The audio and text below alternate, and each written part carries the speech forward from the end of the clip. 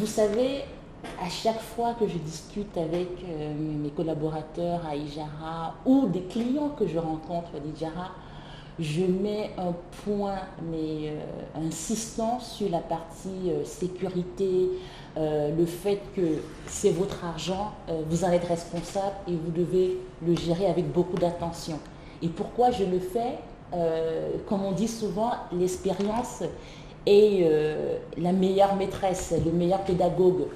Donc moi-même, tout au long de mon parcours dans la crypto-monnaie qui a commencé en 2016, j'ai déjà eu à perdre plus de 500 millions de francs CFA, l'équivalent en crypto-monnaie de mes avoirs. Et comment ça s'est fait? En fait, vous vous direz, mais elle sait tout, elle nous apprend. Mais moi aussi, j'ai fait ce chemin-là et c'est pour ça que je vous le transmets. Donc, comment ça s'est passé? Plusieurs, en fait, ce n'était pas juste une perte globale, ça s'est passé sous plusieurs types de hacks. Le premier, finalement, c'est de faire confiance. J'ai eu à faire confiance à des plateformes qui n'étaient pas très sérieuses, pas très connues, dont une d'ailleurs qui s'appelle Cryptopia. Vous pouvez aller faire des recherches et vous verrez que du jour au lendemain, elle a fermé. On est toujours dans l'attente d'être remboursé, mais je n'y crois plus. Donc, qu'est-ce qui s'est passé pour Cryptopia? C'était une plateforme centralisée, donc qui gardait finalement les cryptos de tous les clients au sein du même portefeuille.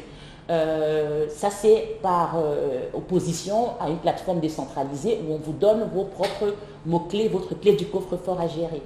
Donc un jour elle s'est fait hacker et là c'est fermé, plus moyen d'avoir accès à des crypto-monnaies, bye bye, on n'a plus les yeux pour pleurer. La deuxième fois en fait, j'ai appris ma leçon, donc j'ai gardé les cryptos sur ce qu'on appelle un portefeuille physique, notamment un ledger. Je crois qu'on en a déjà discuté, on en a déjà parlé. Et c'était un soir, j'étais fatiguée, je reçois un mail plutôt très bien fait qui dit voilà, il faut que vous vous connectiez votre ledger et que vous alliez faire un whitelisting, je ne sais pas comment le dire en français, en tout cas, faire en sorte d'identifier votre ledger pour que... et en plus, il s'avérait qu'à ce moment-là, ledger avait aussi été hacké. Donc, comme le mail semblait très professionnel, je me suis dit, bon, avec la fatigue, ça doit être forcément légitime. Donc, je connecte tout. Et au moment, en fait, de faire la signature et de rentrer mon code, j'ai un instant, je me dis, mais c'est bizarre, pourquoi il me demande ça? Et après, je regarde encore le mail, ça m'a l'air legit, et bim, bam, boum, en quelques secondes, c'était plié, disparu.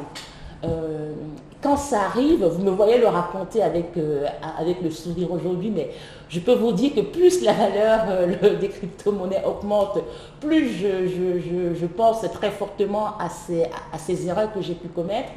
Mais comme je le dis, ces erreurs-là aussi, les Anglais disent blessing in disguise.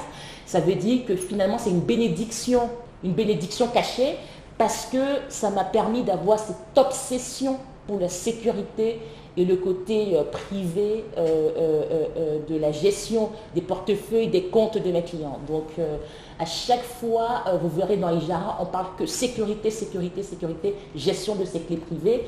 Et moi aussi, ça m'a appris énormément dans le fait de ne pas faire confiance en des plateformes voilà, centralisées, et aussi même de pouvoir réfléchir à 2, 3, 4 fois, vérifier 3, 4 fois à chaque fois que je dois envoyer des cryptos de mon adresse vers une autre adresse, revérifier à 4 fois, même si l'adresse est 36 mots, 46 mots, revérifier chaque lettre, c'est très très important. Votre argent, c'est très très sérieux. Vous pouvez perdre énormément en quelques secondes.